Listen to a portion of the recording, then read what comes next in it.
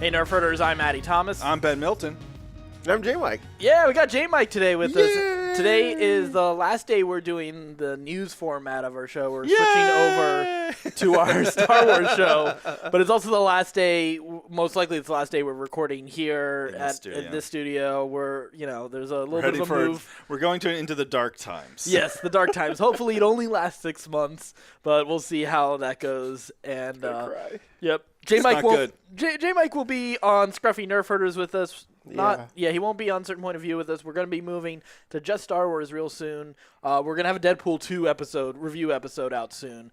But next week we will have we will kick off our Star Wars format with a review of the brand new Solo, a Star Wars movie. So, and then we'll have a bunch of different Star Wars themed episodes week in, week out. I'm so jacked. Yeah, I'm pretty excited about that too. Don't forget, you can check out all of our other podcasts on our website, certainpov.com. Again, all of our social media is also there. You can check out all of that again, certainpov.com. Let's get to the news. So Gotham might be on its way out, but one of its producers is not done with Batman TV prequels. The Hollywood Reporter says the Epix Network has given a 10-episode direct-to-series order to a new show called Pennyworth from Gotham showrunner Bruno Heller. It'll explore Alfred's origins as a former British SAS soldier who forms a secret company and goes to work with Thomas Wayne, Bruce's billionaire father, in 1960s London. They're just going to milk everything they can out of this franchise. Without it being a Batman But story. here's the thing, that's the show that they should have done before, or, Gotham PD before, as opposed to, Batman Light, which is what they did the past couple of years. There's a lot of people who really like Gotham. There are people who like it, so that's fine. I mean, it had some episodes I thought were really cool. Yeah, there were some fun moments along the way, but man, that show is. I have no desire to see this new show though. Yeah, well, especially Alfred. It's sort of a period spy show. I'm okay with that. Yeah. We live in a time, and we have choice is the thing. So yeah, thank God we have a lot of choices, but we also live in a time where the IP is more important than the story. Yeah. Whereas, I feel like you could have just made this hey, there's this is James Bond basically, right? James Bond starts a PI detective agency. Yeah. But we got to throw a Batman spin on it because without that, people won't watch it. I don't know. I'm super appreciative. Well, I'm super appreciative of all the nerd stuff and all the stuff that is tied into the things that I love. But also, part of me wants to see new stuff too. Well, let me ask you this: what makes this different from the Agent Carter series? Agent Carter, she was a minor character to Captain America, although his love interest and not his stand-in dad. I mean, there's tie-ins, but that only made it 2 seasons. And only one was good. One of them was watchable. Yeah, that's fair. That's fair. I wasn't one of the people who was like, "Yay, Agent Carter! I want to see more Agent Carter." I felt that way about the first season. I was glad when it came out, but in the movie, I wasn't like, oh, I hope they do a spin-off TV show right. of her. That's must-see TV, guys. No, that's fair. That's totally fair. Yeah. I'm with you there. I never. So, from that aspect, I mean, Alfred's super better known than Agent Carter is. So you're going to get a lot of fanboys automatically buying into it. Right. And that's the power of the IP. Yeah. Even though you could change everybody's names and it would still be the same show. Yeah. But because it's tied to Batman, you're going to get a built-in audience. A little bit of it. Yeah, exactly. I'll try it out. We'll see how it goes. My problem I may not give it a full season. Usually I give a full first season. But it's going to be on Epix? Yeah. That might be interesting there because that's it's a pay-per-view movie channel, right? Like Stars or HBO. I think so. Yeah, I think it is too. So that might be that kind of makes me a little more interested in it. Yeah. It's not like a CW or ABC or something like that. So it might be a little bit better. Yeah, it really feels like DC's going all in with TV. In fact, we'll talk about that in a second. So Warner Brothers announced plans to launch, of course, their DC-centric streaming service, and it's featuring live-action series starring DC's heroes. And there's been already some comparisons to Marvel and Netflix. Mm-hmm. Fans were hoping the platform named DC Universe would develop a library of programming very much the same way Marvel used Daredevil, Jessica Jones, Luke Cage, and Iron Fist to build the Defenders. Well, the announcement it came just recently that Doom Patrol will be a spin-off of the live-action Titans series. And it seems like the DC Universe service is going to be doing a similar thing. Titans will lay the threads down for Doom Patrol to pick up, and allowing both to inform each other while creating room to expand the universe organically. So it looks like they're going to kind of follow the Netflix model a little bit with that. We know they've got other shows that on are their part of that. streaming service. Yes, on their streaming service. So is the CW universe going to tie into that at all? They haven't said one way or the other. Right now, I imagine I'm going to just venture to say no at this point. Yeah, I wouldn't think they would either. Why But not? The CW show is doing pretty good all by themselves. Yeah, all right the now. more reason why to let that tie into credibility. that, yeah. That's what I would think too. I just knowing that the showrunners that are part, like Kreisberg and Berlanti's the one who's now not part of it. Right? Yeah. So Kreisberg is the one that's the guy holding that universe together right now. I don't think he has any sort of hand in any of these shows, so I'm not sure if I have what I imagine is they may do something closer to Black Lightning, where eventually we're like May it's see kind some of known. crossovers down the road. It's pretty much known that eventually they're going to cross over. It's just right now that they're keeping it on its own, the same way Supergirl did that first season and everything like that. So, like maybe they'll just keep it isolated for now, and then like when it. All right. So my second question, follow-up question, is Doom Patrol. I don't know anything at all about Doom Patrol. I've Who's heard. in that? J. Mike, you're our resident Superman. I don't know Doom Patrol. All right. You Good have talk. failed us, man. All right. I haven't even watched we're all- Krypton yet. So we're all. Are you gonna watch Krypton? That's Yeah. No. I haven't heard anything. Like, I haven't heard anybody say they love it. I haven't heard anybody say they hate it. Like, it has gone fairly quietly, which leads me to believe that it's not great. Like, I've heard they're doing backstories for Brainiac. right, because and Brainiac's your main guy, right? It was like Brainiac and 3 or 4 other people they were doing. So are they doing a kind of Gotham style where it's Yeah. like who the villains are even before Superman like really has Yeah. yeah. And then it was like, I don't love that, man. it's I don't- Jor-El and his adventures and everything. Did he else. have adventures? He was a scientist, right? Yeah, but like I don't know. I'm What just kind of going, scientist He's an has action adventures? scientist. I mean, other than Indiana Man of Steel. Jones, like Indiana Jones is a teacher who goes and has adventures. What kind of a scientist is out there having adventures? Like, I don't know. Like I was watching the previews, and Yes. apparently somebody crosses over and tells him that his son is bound for great things or whatever. no, who cares? And I was like, oh, coming back to Doom Patrol, like Yeah. I have heard good things about them from friends who are a little bit more into comics. Yeah. Like some of my friends like Jason and John. Mhm. And I think they're a little bit they're not quite Guardians of the Galaxy, but they're a little bit more of that misfit type of group. Okay. They're like the world's strangest heroes, is sort of the way they were. This is how they're built. Yeah, and included the Chief, Robot Man, Elastigirl, and Negative Man were sort of the original lineup. Okay. The one that is expected for Titans Yeah. is expected to feature. All right, so the Chief, Elastigirl, Robot Man, and Negative Man. So Okay, yeah, so they're going with So the they're going original lineup, original and I lineup. don't know who any of these heroes are. Yeah, I don't either. Actually, Elastigirl. Elastigirl, I'm assuming it's From not from the The Incredibles. Incredibles, yeah. I'm assuming it's not from the Incredibles, but probably a very similar power set. Probably. Yeah, they've appeared in on occasion in I believe the Teen Titans series, the one that people like a little bit more, the one that was a little bit more mature. Yeah. And then they were also apparently in an episode of Batman: The Brave and the Bold. So they've made a couple like small appearances here and there. Robot Man is Cyborg 2.0. So Cyborg is apparently going to be in His Teen cousin. Titans in the live action show. So even though he's in the movie universe, he's been upgraded to Justice League. He's going to be where Where he belongs. Yes. Damn you, Jeff Johns! Jeff Johns is putting Cyborg everywhere. Everywhere. all of a sudden he's going to become a Green Lantern. Yeah. Like, oh my gosh. Enough with the cyborg already. Jeez. Booyah.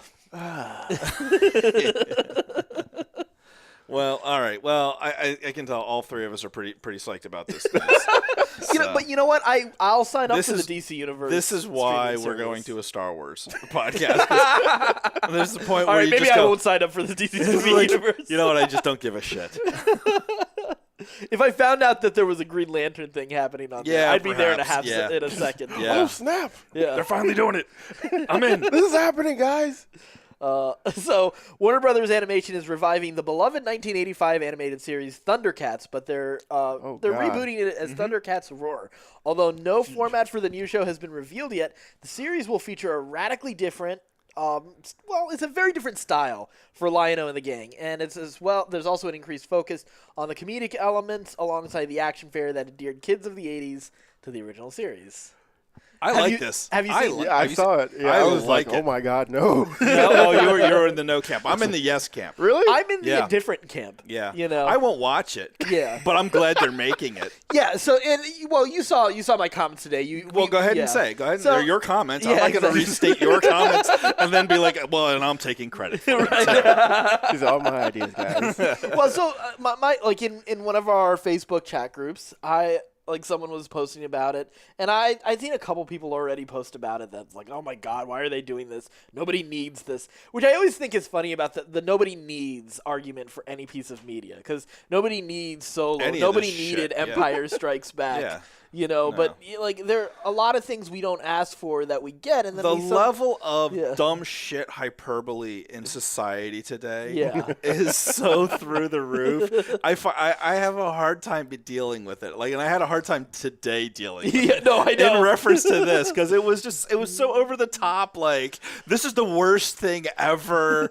I fear for humanity. Like, right? Like, I fear for God. Yeah, there was I fear for the next generation. If this is what it is. Oh, fuck you. So the way I approached it was like, and this is I'm a person who doesn't have kids, but I looked at it and I was like, oh, okay, kids are going to like that. The way they like Teen Titans Go. The way Ben would like it. Yeah. But no, like Teen Titans Go. Like, Teen Titans Go does not work for me, you know? Although that movie looks like it's going to work for me. It does look right in our wheelhouse, guys. Yeah. But the regular TV show, not so much. Have you watched it yet? Oh, I did early on. Okay. I tried a couple episodes. Wasn't for you. It just didn't work for me. Okay. But again, that there is an audience for it. Yeah. They're serving that audience. And you know what I like about that also is from a perspective of like the greater good of nerddom is that like this is how you get kids interested in being nerds in the future. Exactly. So like I'm not going to hand my 6-year-old a X-Men comic book. I'm not going to hand them Frank Miller's Dark Knight Rises and be like, this is the greatest pinnacle of comics. Except year one, that's the way to turn a kid into a serial killer. And that was the argument that was given. It was like, you got to raise the bars, not so that you can't talk down to kids. You got to they'll rise up to the occasion. I'm like, that is a horrible argument. There's a lot of stuff in Batman the Animated Series. Like, I wouldn't want a young kid to watch an older kid. I wouldn't take my kid. I wouldn't take my kid to go see Deadpool 2 just because it's a great movie. Or Infinity War for that matter. Infinity War, right. Or even Black Panther. Right? My kid is into Black Panther, but I'm not taking him to see that movie. He's not ready for it yet. Yeah. Like, you gotta spoon feed them where they are. Like, and this is a great way to do it. I like the Thundercats. I remember when I was a kid, when it came out, right? Mm-hmm. And when it was a big deal, like there was like this big lead up into Thundercats of like, this show is coming, we're gonna have this huge premiere 5 p.m. On like a Monday or something ridiculous. Like it was like, it is must see TV. Like, and if you like, and it was like for like a month and a half, just constant commercials. Nobody knew anything about Thundercats. We just knew we had to see this damn show, right? And our parents were sick and tired of hearing it, but we were like, it was like, and we didn't have VCRs. Like, there was no DVRs. Yeah. There was no like streaming it later. You either saw it or you didn't. And I made sure I saw it, and it was great. I mean, it hooked me. It was great. I loved that show. I had the action figures and all the stuff. It was great. I love the Thundercats. It does not offend me in the least that they're making a child-focused show of the Thundercats. We've already had like a super serious drama Thundercats show that nobody watched. Yeah. Nobody watched. David Dickerson's the only person I know who's watched that, including everybody I know online, and I have thousands of friends online. And he's the only person I know who actually watched that show, including me. Right. I remember him trying to sell me on it, and I've never been a Thundercats fan, so I just never got into it. But it sounded interesting. Yeah, it sounded fantastic. I still haven't seen it. I know. That's actually been on my list. Like, it's way low on the list. list. Yeah, but, it's like so far down on the list of stuff for me to get to. Like, I'm like, so why am I getting bent out of shape over a different way to tell that story? Who cares? The interesting thing I saw in that discussion, because it was a pretty civilized discussion, which was nice, which is rare online, was the argument that, like, well, when I was a kid, we had stuff that was hokey, but it was so much better quality, and I fear for the next generation if this is what they're into. And it's just funny because, like, the previous generation looked at us in our cartoons and said, our cartoons were so goddamn dumb. Well, I mean, they were awful. That the 90s Ninja Turtles, which is pretty much the most popular version of it, is horribly mindless. Like, I love it. Don't get me wrong, but it is awful. G.I. Joe? Yeah. Hot garbage. hot garbage. The original Voltron barely tells a story. Right. Like, of like the most basic like action element. figure vehicles. Yes. Transformers. There's Transformers episodes where you go, Michael Bay might have actually directed this. There's a possibility. Like, this doesn't make any sense. So, like, the whole, like, we look back on the past with these rose-colored glasses of how great things used to be, and that's, and again, that's where we are with the idea of, like, IP being more important than story. Like, everything, I posted up the trailer for the new Magnum PI show that's coming out. Looks fantastic. People are like, oh, this is going to be garbage. He doesn't have a mustache. Which is like, what? That's because right now, if anybody runs around with Magnum's mustache, they look like a pedophile. Of course they're not going to go with that. Yeah. I wanted to type that, but I was like, I'm going to destroy their childhood. No, yeah, exactly. Did it ever occur to you that maybe that those Dobermans chasing Magnum was because they could smell the child all over him? We're going to get a To Catch a Predator and Magnum PI crossover. Somebody's gonna come out. Me too. Take down Magnum. Oh wow. Well, moving on from Warner Brothers and some of the animation world, let's jump over to Agents of S.H.I.E.L.D. So last week we already told you guys that Agents of S.H.I.E.L.D. was renewed for a 6th season. But fans are going to have to wait several months until the summer of 2019. No exact date has been set yet for the Season 6 premiere, but it's highly likely that the show won't return until after the release of Avengers 4. Aside from the long wait, the show's move to the summer is a surprise to the fans who expected the show to deal more directly with the events of Avengers Infinity War, especially since Marvel Studios' film has been referenced several times over the past few episodes. However, ABC's president of entertainment, Channing Dugney, says that the show's 6th season isn't meant to act as a final season. In fact, Dugney is optimistic that the show's move to the summer may improve its longevity. The show has a loyal, passionate fan base, and it does incredibly well in delayed viewing. So by putting it in the summer, he says, we feel we can super serve the show's audience and possibly have it on the air longer. The other thing that's not mentioned in here is that it is going to be a shorter season order. It's like 13 episodes or something like that, which is like, smart. I'm all for that. Super smart, yeah. Because that's my big Does this put them over the 100 They already are over. Oh, they already are into syndication money. Okay, yeah. I was wondering about that because I was thinking about that the other day when I was thinking about like what was the point of renewing this season, because it's never been a ratings monster. Right. I have a feeling that there might be something based either. Well, see, we'll get to the episode review later. Right, because just they do a great job of like really kind of like this whole season seemed to be just like we're going to tie up all the storylines and have they tied up quite definitive ending. Yeah. And it really could be a definitive ending. If the show doesn't come back, I'd be fine. Everybody would go, oh, that was the show finale, and it would make sense. There's some satisfying like ends to some of the character arcs. Yeah, and there's and of course they leave some strings to go unravel if they do want to do more, which is fine. But it seemed like I can't figure out why they're bringing this show back. Is really what gets to me. My thought is, well, again, the fact that it's after Avengers 4, I think might have something to do with that. Maybe something's going to change there that may allow them to adjust a few things. The other thing is we also know that Phil Coulson is going to be appearing in Captain Marvel.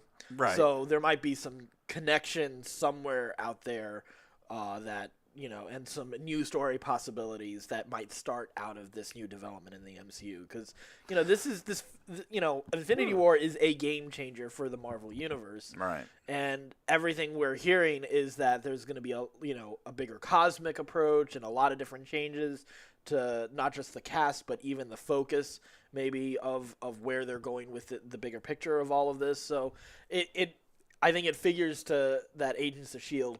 could do the same thing. I'm of the opinion, let's wrap it up. Let's finish it up. But, we'll see. Yeah, this season didn't do a lot for me. The last season was so good. Yeah. It was clearly the high watermark for this show. Absolutely. Because of that focus, like the mini seasons that they kind of focused on. But Even though it was a big season, it's still everything tied together. But there were 3 very distinct arcs to that season. That linked together. Yeah. This season really just felt like a farewell tour. Yeah, absolutely. And it's weird that's what gets me confused. Like, the show clearly understood, like, this was the end. Yeah. They wrote it to be the end. Absolutely. I mean, and went out of their way to bring elements back to just, for old time's sake kind of ideas. So I still don't understand the sense of it. I mean, I get what you're saying is like, you can have Avengers, the next Avengers movie is going to be game changing. And so it opens that door. I just, what stories do they have left to tell with these characters is my question. Yeah. So we'll see. We'll see. I guess I'm kind of glad it's back. I just hope that they have something to do with it. It didn't feel like they had anything to do with it this year.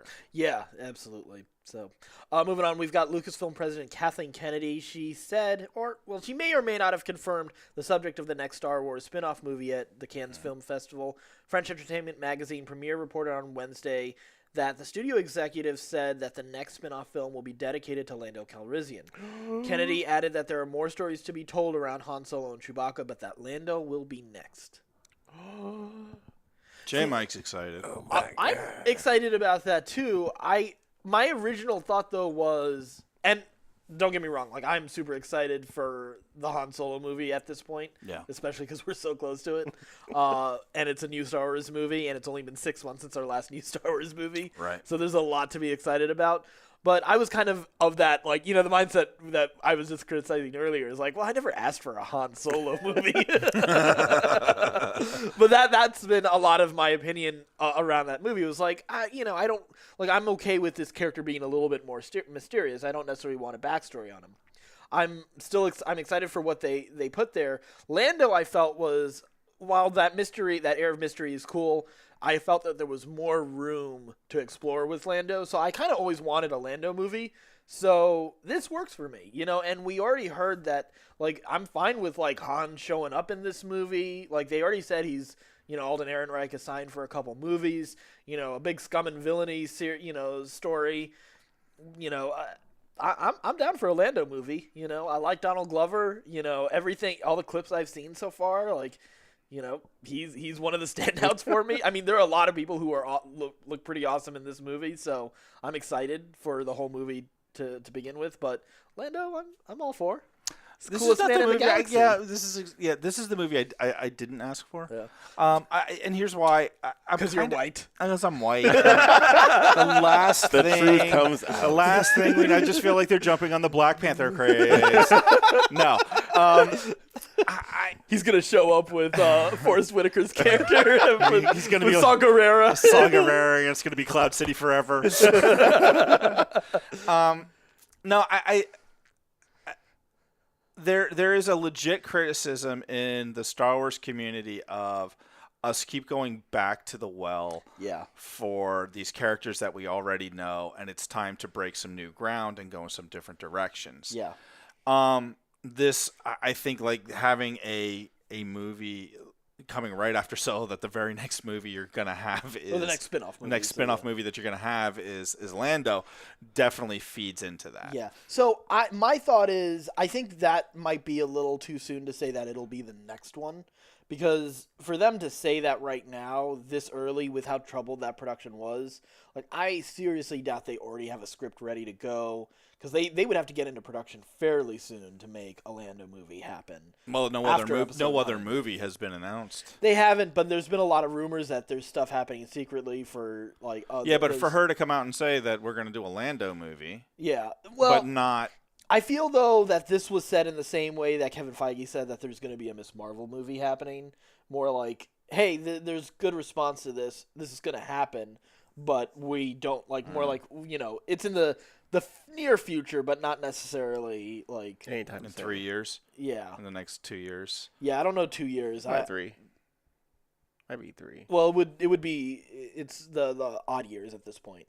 So, for the spin-off movies. It's every other year. They switch between episodes. So here's the thing, because I agree with you on that sentiment of I don't want to keep on going back to the well of characters that we know. Not to say that there isn't stuff I want to know about some of these characters. I wouldn't mind, like, I you know, there are plenty of characters that I do want to see more of. You know, we've talked about the bounty hunters several times. There's plenty of room to develop a lot of those characters. But I'm with you on I do want to see other stories told. Here's the thing. We are in basically what's phase 1 for the Marvel movies, where they're having to go with, like, they weren't able to go for that Guardians movie just yet, you know. I get that, but that's not a fair comparison either. Here's the thing. We do know we're getting Rian Johnson's trilogy, which is all new characters, all new ground. We also know that the Game of Thrones guys, Benioff and Weiss, are also doing all new characters, all new ground. We also know that Jon Favreau's TV show is doing the same thing. So we're very close to phase 2 of the Star Wars. So here's why I Disney disagree universe. with that analogy, is because really what they're doing is they're doing DC. Because they're going with Batman, Superman, Wonder Woman, Aquaman. They're going with their big names. Marvel didn't go with their big names. They went with Iron Man, Thor, Captain America, who's a big name. Hulk, who's a big name. But that's because those. But they didn't have Spider-Man. They didn't have the X-Men. But they didn't have the rights to him. But that's what I'm saying. They didn't have the rights to him, so they went with smaller characters, lesser known characters, and made them into bigger characters. Yeah. Star Wars is going with all of their big characters. They're just blowing their load right out of the front. But don't you think Marvel would have done the same thing if they went with the characters they had the most confidence? Yeah. Well, they went with what they had. Yeah. They went with what they had, and they made it work. That's true. DC went with their biggest characters and didn't bother to write anything around them, and that's why the DC universe is failing. Yeah. Star Wars at least is writing good movies around these characters, and you know that's obviously a heated debate among many people. But you and I, all three of us agree that so far we're really happy with the way things are going. But it's still really it's just doing the DC model better is really what they're doing. And now they're going to roll it out. I don't know if I go as far as the DC model, because here's the thing: Luke, Leia, even Rogue One is you know. It's yes, they're new characters that were introduced, but it's the same, like we are familiar with that story. We all know how that story went. But here's the thing, like DC started jumping to things they didn't have any right to build to. Like they went for a Batman versus Superman, their second movie out. Like, they were jumping. No, absolutely. But I'm not talking. But that's the difference. That's what I said though. That's the story. The story. Yeah, they've executed badly, but it's still the same philosophy. We're coming out with our big names that everybody knows and everybody likes, and it's going to put butts in seats. Sure. Versus, hey, let's build it a little slower. Let's create something that people aren't expecting. Yeah. Like all this feels very expected. Yeah. All this feels very, very That's expected. Fair, yeah. Like all Luke and Leia, and you know how is that all going to play out with the Skywalker story? Like it's Star Wars. Of course we have to find out that stuff. Sure. But with these other movies, these what are they? The anthology movies? Yeah. Yeah. Those, like, I want those to spin off faster than what I'm getting. I think that's where I'm at. I'm like, here's the thing. They have my money. We're at the second anthology. But see, here's the thing. We're at the second anthology movie. It's about the second anthology movie. I know, but it feels like a spin-off of the second anthology movie. Lando feels like a spin-off from the second anthology movie. Like, we're not really going anywhere here. Yeah. Like to me, I feel like we're just spinning our wheels and just like, okay, well, like we got to stay around the original trilogy. Sure. We got to stick around the original trilogy, and there's not a lot of effort that's actually come out. Yeah. I know that Rian Johnson is working on his project, and the Game of Thrones guys are working on their project. But even Favreau's stuff it's right around the original trilogy. It's only 7 years past Jedi. That's true. It's That's true. You know, so like I want to get beyond. Like the Star Wars universe has such a great EU that you know that you could pull from and recreate it. I know it's all been scratched, but there's so much in this universe that you can explore and tell. Yeah. I'd like to get out of the original trilogy's shadow for sooner than later, frankly. Yeah, absolutely. So the One Ring reported on Twitter that Amazon's very, very expensive first season of The Lord of the Rings will focus on the life and times of a young Aragorn. Mm-hmm. I guess I'm the only one excited about that. Yeah, I'm not really. I'm all about that. Are you kidding? I feel like they told everything to tell about that. Now they're gonna make some shit up. Come on. There's plenty in the appendices. Like they even allude to like the fact that like he as a younger man, like when Theoden was even before Theoden was king, he was like coming in and out of wars. Like we have the Dunedain Rangers, which has always been my big complaint that they were never in Return of the King. Like that's where you get to do that kind of stuff. And he is an interesting character that. You know, like as he's being raised by Elrond, like I'm like nerd raging right now. Ben's like, yeah. Okay. Well, I mean, Here's the problem. Here, okay, go ahead. Can we? I'm just going to be let's go to your concerns with this. I have no concerns with this. I just don't care because I'm so involved in WoW lore right now. I just can't possibly bring myself to care about anybody else's lore, unless it's Star Wars, I guess. Yeah. Star Wars, but even that, I'm like, I mean, they're not really doing anything new lore-wise. I mean, I guess we'll find out that. Oh, stop! Now you're starting to sound like a hater. Like, I'm not a hater. We just came out of Rebels. Think about the new things they introduced in that series. Yeah, no, that was cool. It was cool. Yeah, they are doing new things, but like as far as like high fantasy stuff, that's fair. I'm so not interested in this at all. Not even a little bit. It sounds interesting, but I'm not gonna be like, oh, I'm gonna go pop on Lord of the Rings. You know how into WoW lore I am right now? No, I know you're. I'm actually which doing, is so weird. I'm doing quests in Darkshore right now to learn to look for a specific piece of lore that I heard somebody mention one time. And I'm just doing the entire quest chain because I'm like, oh, did that actually happen? Like, is that there? Like, I'm trying to find something. So Aragorn, who cares? I'm sure it's going to be great. They're spending a lot of money. Maybe I'll be into it by the time it comes out. You're killing me. I'm sorry, buddy. I'm sorry. It's just not for me right now. This is a show that is not for me right now. That's fair. That's fair. All right. Let's move on to a topic I mentioned just before we started this episode. Hang on. What do you want to see? You want to see the High Rangers and what else? I mean, I think there's a lot of story to tell about Aragorn. Sort of first off, like he's a guy who has a lot of different titles and names because they're hiding his identity throughout this time because he doesn't really reveal himself until like the Two Towers. Like the big moment for that is when he takes one of the Palantir and like confronts Sauron. Actually, that's Return of the King. When he reveals himself as Aragorn, son of Arathorn, all of that, that he is part of this lineage is when he finally comes to accept his lineage. It's all of its faults and all of its, the temptations and the responsibilities that are a part of that. Like he finally accepts that. So there's a lot of like really cool story I think there as far as his identity being raised in Rivendell by Elrond. You have a romantic element for that quadrant that cares about that with Arwen, but then you also have this like a pretty rich story and a character who spans a pretty large span of Middle-earth's history that can deal with a lot of interesting things as far as building out the lore for the human kingdoms, both in the north and in the south. So I think there's a lot of really cool territory to go in because he's a character that goes in and out of events. Like he'll appear and he'll help Gondor or Rohan when they're in need, but then he stays away from the spotlight. So I think there's a lot of... It's kind of like a Ronin. Yeah, exactly. Exactly. Yeah, he is absolutely a Ronin up until... Gandalf finally, brings him in to put him on the quest to become a king. Right. So I think there's a lot of really cool story and a lot of really interesting ideas of him finding his identity and his purpose before he accepts his title and his ultimate responsibility. So I think there's a lot of cool story. The rumor is that this will be a one season type of show, and sort of that the different seasons of this show will each be sort of anthology style, like different characters and different subjects in Middle Earth, so that it'll be more like a one-off season about Aragorn, as opposed to like, and we got 10 Game of seasons. Thrones. Yeah, Right. exactly. Yeah, and we got 10 seasons just about Aragorn. Like, not that's not the expectation. Okay, that's interesting. And you can always have them tie into other seasons as they come in and out of each other's stories, because Right. there's only like 17 people in every story.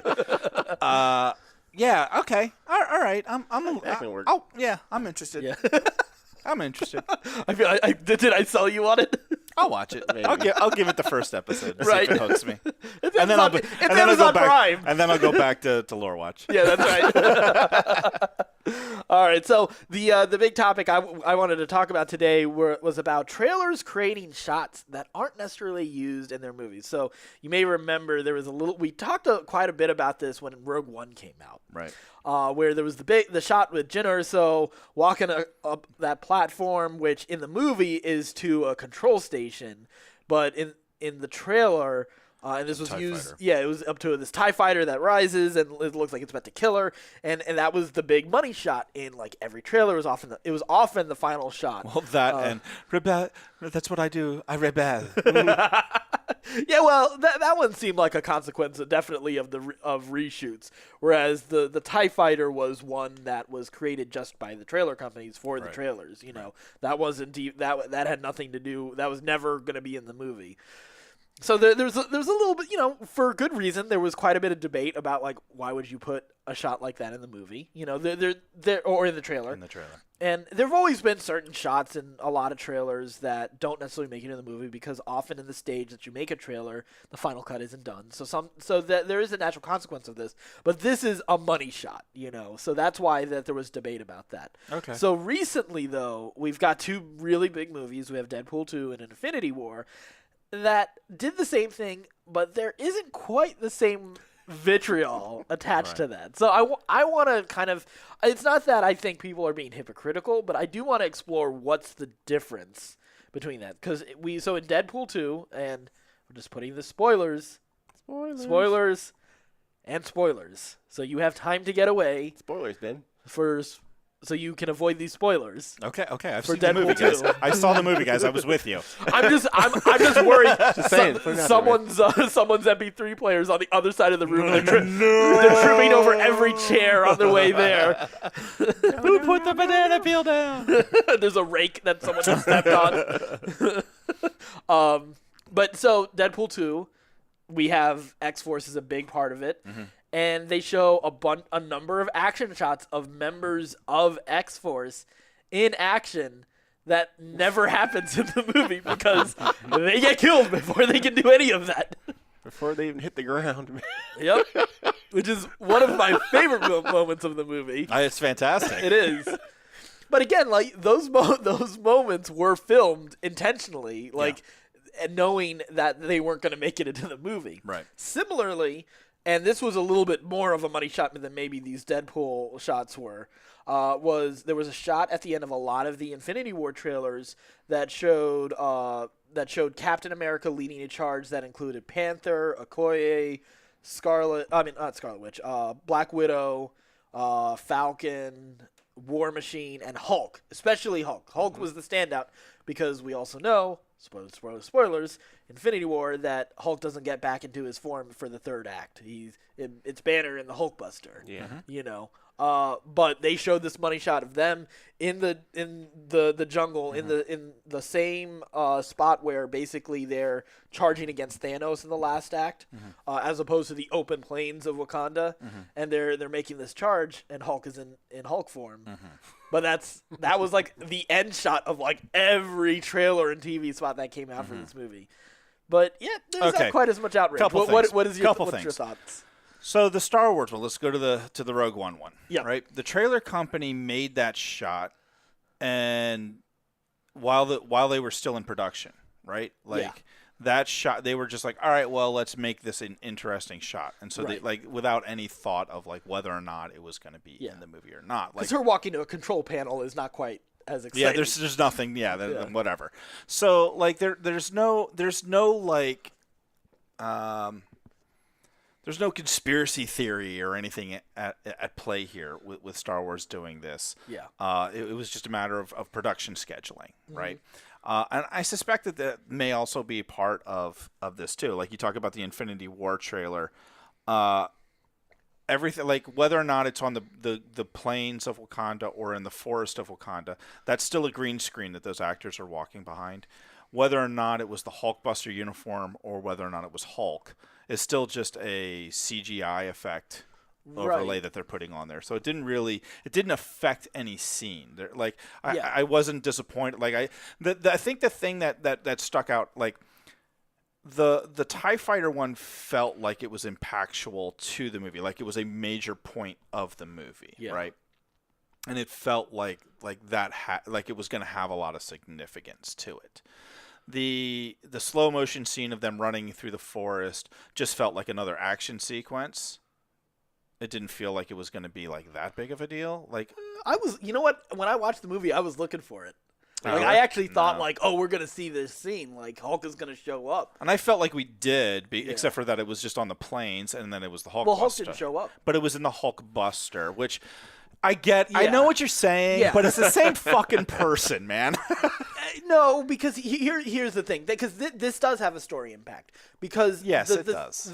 Like they did tease like this whole thing with like Hulk isn't able to come out, Banner's getting frustrated. So my thought is like, oh, in the trailer. Now I was able to get over it very quickly because Infinity War was awesome. But I did the same thing with Rogue One, which is why I didn't care as much that, like, oh, okay, whatever. Like, I missed that shot. It looks cool, but whatever. They did something different. Well, it was because there were so many. That wasn't the only shot in Rogue One that was missing. Yes, there was a lot. Like running through the water that the beach, fucking trailer That's true. was shots that we didn't get. And I think that has a lot to do with it, too. And that makes sense. Because it felt like a very different movie from what we saw. Yeah. There's nothing about Deadpool 2 and there was nothing about Infinity War that made me feel like, different. oh god, this doesn't even look like the movie I saw. Like half this movie isn't like represented in what I saw. It's these one shot, like these shots, and you're like, okay. Like for Deadpool, it makes total sense that they did the rope-a-dope because they were intentionally because you're all hyped up. I'm gonna see, and then they similarly in Thor Ragnarok, there are certain shots where Thor appears with an eye that he is missing. And in the movie. Yeah, right.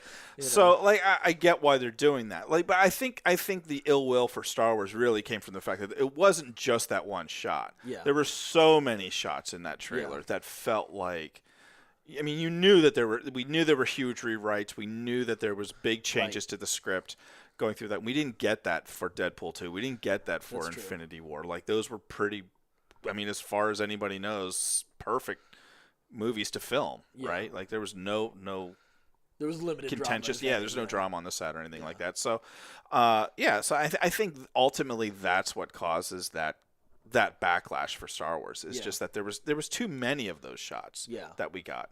And you know, like I said, the trailer company I know that they made that shot before they were done filming. And then we know there was massive rewrites too. Right. So probably what the trailer company had to work with, they did what they could. I mean, it's not the director doesn't make those. Right. You know,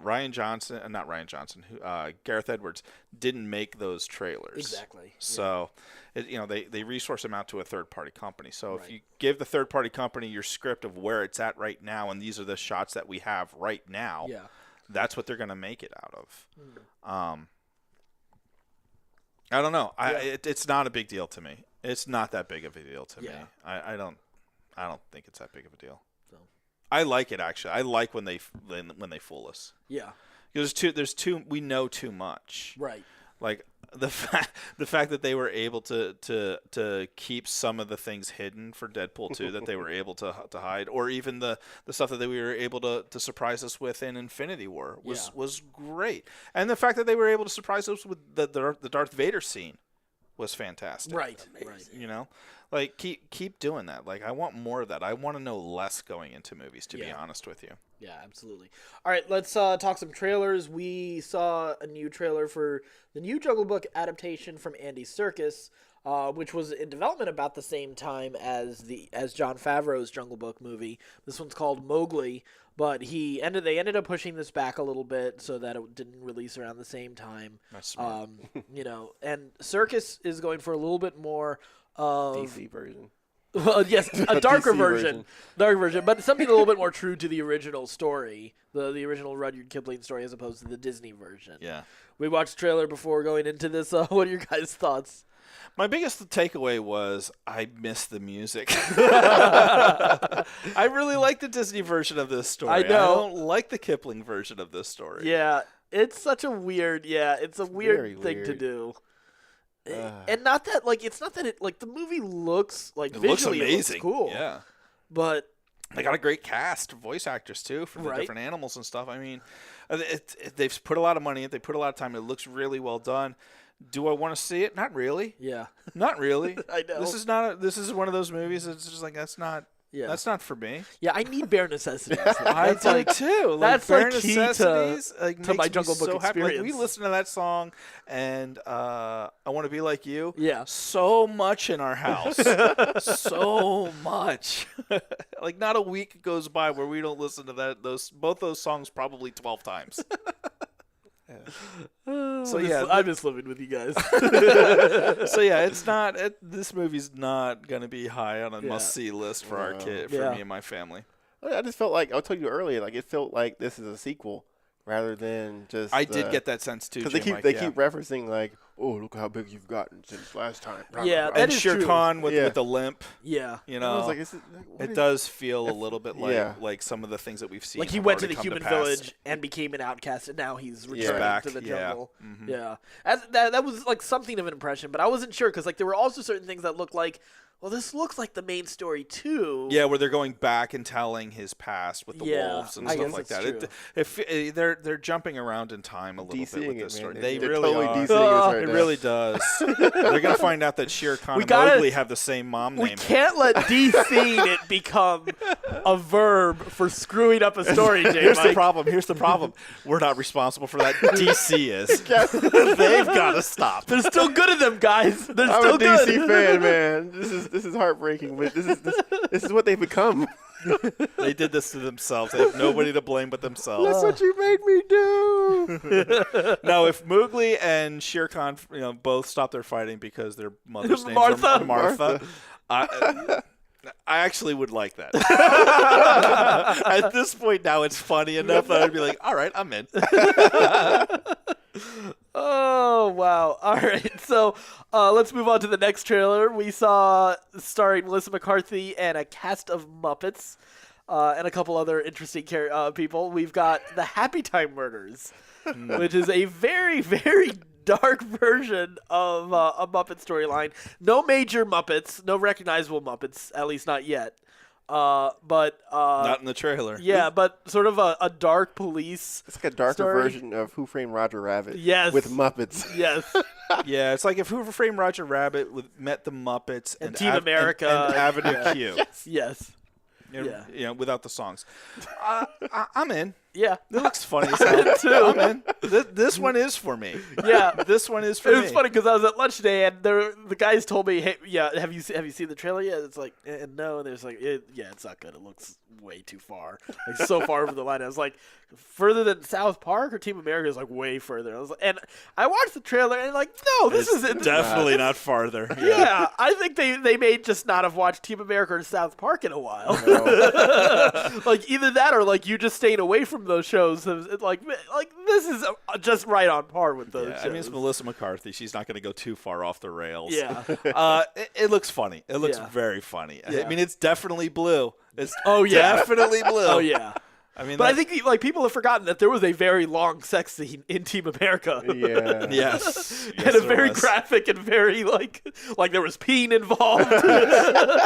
Yeah, I think this will be right in that wheelhouse. Yeah. This is going to go down as one of those like cult fun movies Yeah, that I think everybody so, too. references. I think it's going to have a lot of quotable things in it. And Probably. some great scenes. That I hope some Muppets make some cameos. I really do. That's See my Kermit that's and my Miss dream. Piggy. Yeah, exactly. Kermit with an apple in his mouth. Great. All right, let's move on to our TV reviews. Kicking it off with Supergirl. I didn't pay attention. All right. There's 5 episodes left. Oh, there's that and many? I saw that there were 5 episodes left, and I think I might not watch the rest of the season. I really just like I was watching it and I was like, and I'm losing interest. And then there was a moment that looked like really interesting, and then like the next thing I knew was like, wait a minute, what happened to that moment? Did I totally miss it? And yeah, if there was 1 or 2 episodes, I would stick it out. But yeah, I don't know. Okay. Yeah. I know exactly how you feel. Yeah. Because I had that same feeling about Flash this week. Well, let's talk about Flash then. God, what a great opening scene. I actually liked this episode. Not just the opening scene. The opening scene was you know, we got to see the Thinker do some really cool stuff in a hallway. It was like they wanted to be Marvel Netflix, and they did their best impression. They did a great and it was good. Great, yeah, it was good. Nobody threw a microwave, which is still one of my favorite moments in that original hallway fight. Well, you do get the one where the guy has the grenade and blows up and blows the Thinker through the wall. Yeah, that was amazing. Cool. That was really cool. Yeah, there was some real. There was a lot amazing, of cool moments. Amazing effects in there. And just use of his powers, right? And just seeing the Thinker in his full glory, just dominating Argus. And we got one more episode. So basically, the Thinker, by the end of this episode, has taken over Star Labs and a satellite. They successfully took down one satellite, but now he's already starting his Enlightenment plan. We also have Team Flash, particularly Caitlin and Cisco, training with Flash in Flash Time, which was one of the best episodes of this season. Most definitely. And of this entire series, for that matter. And we kind of always knew that was going to be a setup for something to help them fight the Thinker. So I was enjoying that part. Yeah, that was cool. That was cool. The Sicily stuff has got to stop, man. Cecile. Oh my God. You really hate her, man. It's clearly going to pay off as a way to stop the Thinker. I know. Like it's so painfully going to. I don't find that one as painful. The one that's annoying me.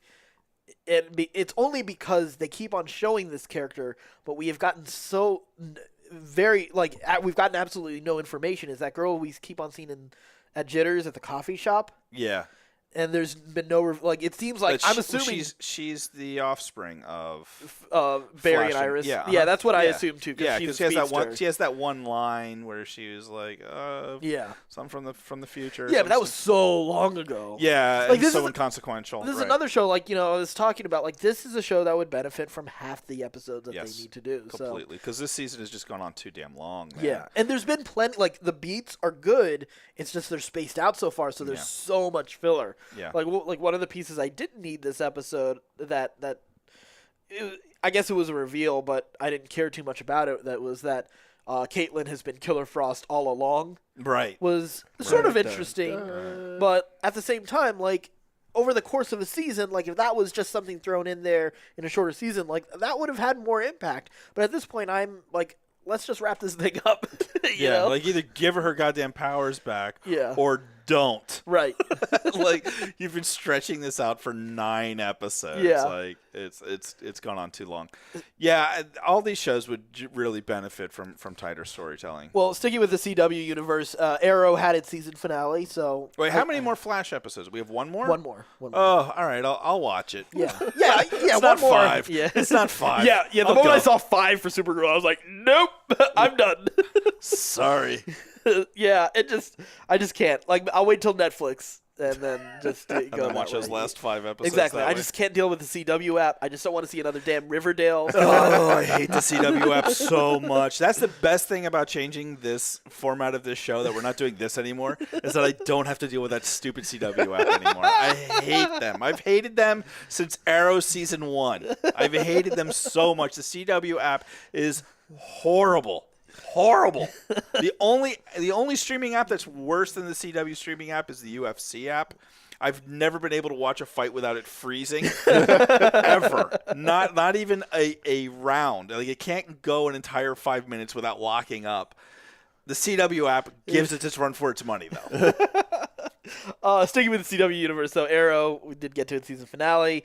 The team got all back together, and they killed off Ollie. No, Quentin Lance. Oh, that's right. I heard he was being written off. Yeah, so they killed him off.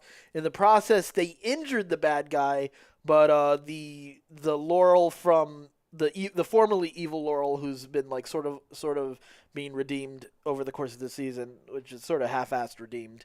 But she knocks him off a platform and into the water, which should kill normal people. But of course, because he's a bad guy, he swims to safety. Oh my God. Most likely, yeah, exactly. Even though he's a normal guy, still, it's not like he's superpowered or anything.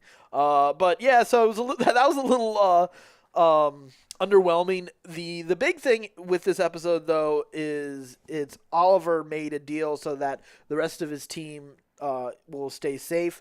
He made a deal with the FBI to go to prison for life. Good. So yeah.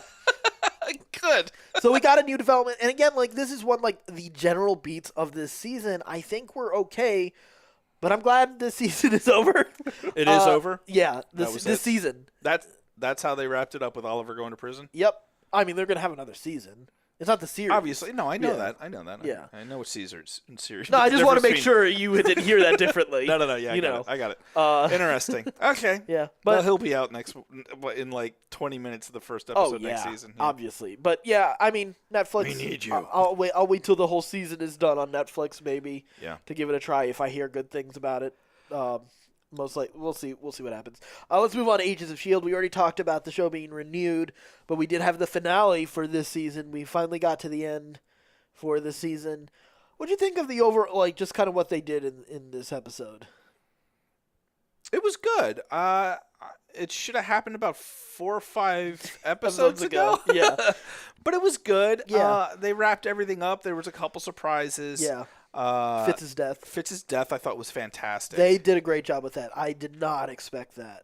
Yeah, and then just the way they did it, like with the reveal. Yeah. And how it affected May and Mac. Yeah. I like the fact that they made Mac the new guy. director. Yeah. I was a big fan of that too. I was like, it's funny because Mac as a character began as like the replacement for Trip. Right. I was just like, why are they introducing this guy? He's less charismatic. Like Trip is so much more likable. Trip was so great. And then they killed Trip, and that was heartbreaking. And you're like, now we're stuck with this Mac, this douchebag, and he's become one of my favorites. Right? Yeah, they've done a great job with his character. He's been a that a shotgun battle axe is so awesome. Yeah, it doesn't even make any damn sense. But no, it does. It makes a lot of sense. I'm gonna get me one of them.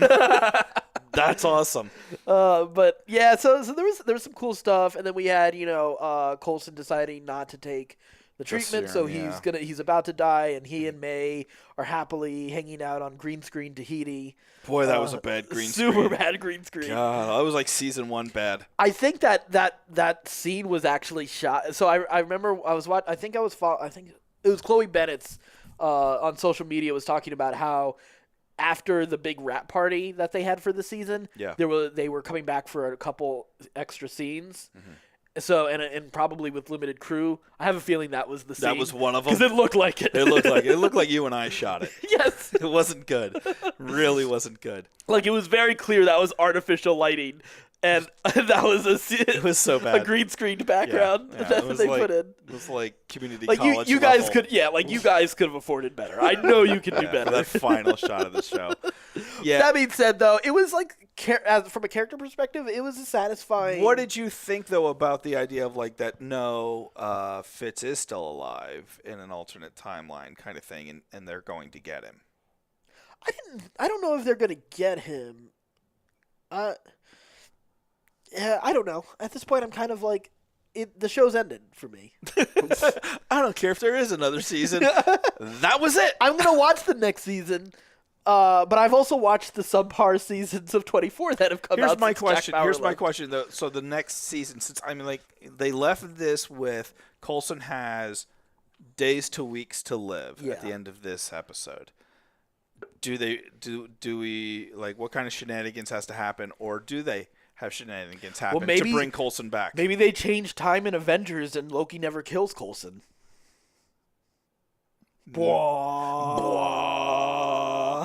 I So here's a tinfoil hat idea.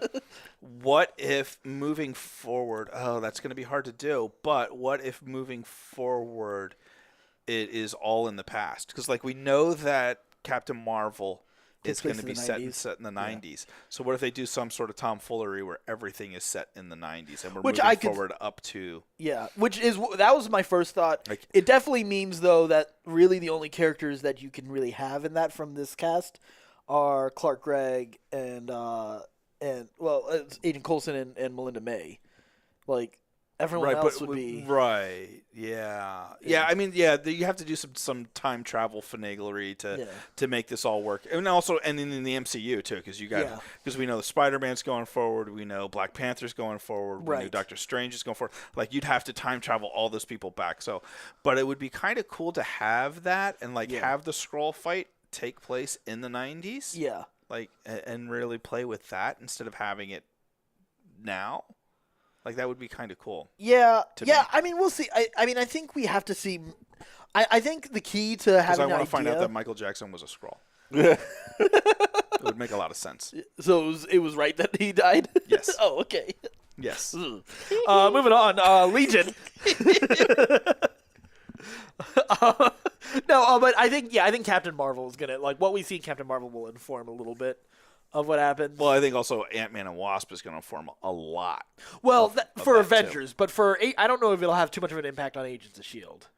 I think it's going to have a bigger impact on the universe than we've been giving it credit for. Oh, no, I absolutely agree. Because the quantum realm, I think, is going to once you open up the quantum realm, like you open up time travel, you open up a lot of crazy stuff.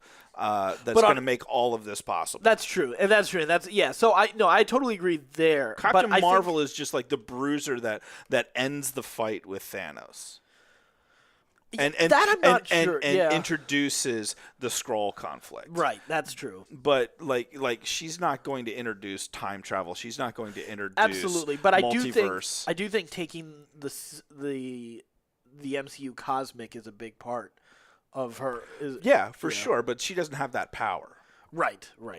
So Ant-Man has that power. Yeah, that's fair. I mean, but as far as Agents of S.H.I.E.L.D. is concerned, I think some of the more direct connections are going to come out of Miss Marvel. That's just my thought, or Captain Marvel. The way they handled it this time with there's something going on in New York. Yeah. Like that, like to me, the connections are so tenuous now for what's happening in the movie universe compared to what's happening with S.H.I.E.L.D. I think it's going to be irrelevant. Maybe irrelevant, unless they decide to finally go back to that. But I don't think there's any interest in Marvel to do that. Yeah, that's possible. I think that's definitely a strong possibility. Let's move on to Legion. So we got a new episode for Legion. Crazy episode. Yeah, really, really good episode again. This we had a little bit of drama with the Admiral this time and his robots, his his fembots. Yeah, mustaches. But they also those mustaches are so disturbing. Mustache. Oh yeah, it's so creepy. Yeah, that one Magnum PI. Like you don't want that. If you want mustaches, Legion is the show for you. When that one is staring at the two of them and they're having lunch. Or in the lunchroom, it was just so. And then she eventually smiles. That's so bizarre. So bizarre and hilarious. Yeah, so creepy. There's so much about the show that is ridiculously off-putting. So, what do you think now? Okay, bigger picture with the show. We talk. Farouk and future Sid had a conversation. Yep. And it sounds like, at least the way I saw it. Which, by the way, to pause on that for a moment, I love that the last scenes from the previous episode, they said ostensibly on Legion, instead of last week on Legion. I love that even in the previous scenes, they want to keep you Like, I don't know when that happened. Yeah, and keep you in complete doubt of as to the reality of what you're seeing. What did I actually just witness? Yeah, that was one of my favorite little details from this episode. Anyway, back to so Farouk and Sid have a talk, and it clearly sounds like our big bad that she is worried about is David. Okay, exactly. That's how I interpreted that too. Yeah. Which also makes sense since we know from the comics perspective that David Haller eventually becomes a pretty big villain that they got to face. So, do you think this is an eventual, descent into madness? I hope so. Yeah. I hope so. I've been hoping that even in the first season. Yeah, because the whole idea of like him coming out of the loony bin, starting in the loony bin, coming out, finding out, oh, I'm not crazy. Yeah. And then after that, then now finding out like he is like actually going back into madness. Yeah. Would be a great arc. Yeah. Would be a fantastic arc. Yeah, I think so too. So yeah, I'm excited to see where this goes. That's the problem is he's so ridiculously powerful. Yeah. There's nobody on that show right now who could hold their own. Farouk, and Farouk right now can. Yeah. But you can see in a season or two that he's gonna be so powerful. Yeah. I think they'll find. They got to find a way to derail him. Yeah. They got to find a way to like get him off that track, like Mojoverse or something like that, to really get still where you can do really crazy things. Yeah. But you gotta mute his powers because he's just too strong. Yeah. Right. Or well, I think they'll drag out his fall a little bit more. I don't think it's happening this season. For sure, but. Still, holy moly, he's ridiculously powerful now. Yeah, but I think similar to Breaking Bad, the way they took that really slow burn for his descent into madness, Wasn't that slow? You don't think it was that slow? Well, the first season was long, but once he decides to become Heisenberg, it's not a slow descent, man. Like he is evil. Yeah, he's killing people. The end of season 1 and burning their bodies with acid in bathtubs by the end of season 1. It's not like it just keeps going deeper too. Yeah, it's a descent. Yeah, it's a descent. It's a downward spiral, but it's not slow. Yeah, it's not slow. It's just one thing after the other, after the other, That's after true. the other that continue to make him less and less redeemable. Right. So that by the end, you're like, well, fuck this guy. He deserves everything that he's getting. So I think they'll take a little bit more time to get him to that point of no return. For sure. Yeah. If he does, or they may redeem him. Yeah, they that's true. May use Sid to save him or something like that. That's true. We'll see. Yep. All right, let's move on to Westworld. That's the last show we're talking about today. We had a very fascinating episode. We sort of had Maeve and Dolores. There was not really any Bernard in this episode, but we had Maeve and Dolores as the two featured characters and marrying or reflecting off of each other in very interesting ways as both characters who have newfound freedom but definitely are treating this new sentience and independence differently. I was loving Maeve in Shogun World, and Dolores finding herself still in Westworld as well. What are some of your thoughts with this episode? This was so good. This was in my wheelhouse. I love me some feudal Japan. Love me some feudal Japan. Yeah, I messaged you. The coloring and cinematography for Shogun World, just how different it is from Westworld and from The Raj as well. I love how different visually they've made each one through the colors. As far as sort of the fantasy that they're going for, and my God, they make Shogun World look amazing. Here's what I love the detail about Shogun World, that it's the park for people who were bored by Westworld and want something even crazier. Yeah, so much more hardcore. It's hard. Yeah, it's the hardcore level of Diablo 3. Right. We're going straight to hell, level 4, hardcore mode. Let's go. Everything's for keeps. It was crazy, man. And it was a really good story. I love the idea that the writer just lifted the stories of Maeve and her companions and just transplanted them onto these people. So they're looking at their doppelgangers. Yeah. And having to deal with the knowledge that who I am is just a duplicate story because I see it playing out here. Yeah. I didn't know that I wanted Paint It Black done in like Japanese feudal music until I heard it. Yeah. And it was amazing. There was one detail that really bothered me about this episode that I thought was really stupid.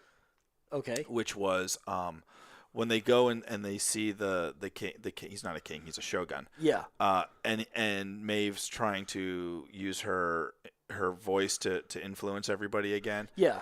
And then she finds out it doesn't work because they cut their ears off. Yeah. Like, your ears still work. Like your eardrum is inside, right? Because and here's the detail that bothered me about it, because then he's like, okay, everybody go over here, and everybody like gets up and starts walking over there, and I'm like, well, how come they can hear him, but they can't hear me? Like it was. I didn't like, think about that. It was that one little detail. I was just like, well, that doesn't make any damn sense. Because at first I was like, oh, cool. Like they ripped their ears off. Like they ripped their ears off so they can't hear it. But then he just like voice orders them around. Yeah. Instead of like doing like some sort of sign language or something. Oh yeah, you're right. That's so funny. there was like one little detail where I was like, it took me out of it. Yeah. But I thought it was brilliant, and I loved that. Jenny goes to me. She goes, "I don't really like what's her name, Rachel Evan Ross, Dolores. Dolores." She's like, "I'm not really liking Dolores this season." Oh, which you should. I think that's the point, Jenny. Well, because something that I thought was interesting is Dolores in her quest for finding self is seeing sort of this idea of any sort of programming that was part of this old life and is shaking it off to such an extent, to almost a nihilistic sense of getting rid of shedding this past of herself, that she's willing to do some pretty screwed up stuff to Teddy. Like, I thought that was a really and you see Maeve on the other hand, where she has the opportunity to help find freedom for Akane, and instead they chooses mercy. Well, not just choose mercy, but there's also they're accepting part of their programming as their identity. Mm-hmm. Even though it's programmed in Akane to love Sakura the way she does, and even though it's programmed into Maeve to love the daughter that doesn't really exist, but is part of a story that's been written by someone, she still is choosing to accept that part. There's the idea of freedom versus what do they say? Like, it's not accepting the programming, but it's sort of like a predestination kind of idea. Yeah, like the idea of like, okay, what does freedom really mean, and to what extent do you accept freedom? To what limits do you put on that in your quest for self, and not just in self, in interacting with others. Other people, right. What grace do you give other people? Exactly. Because I thought that was a really powerful moment when Maeve is talking to Akane. Akane. And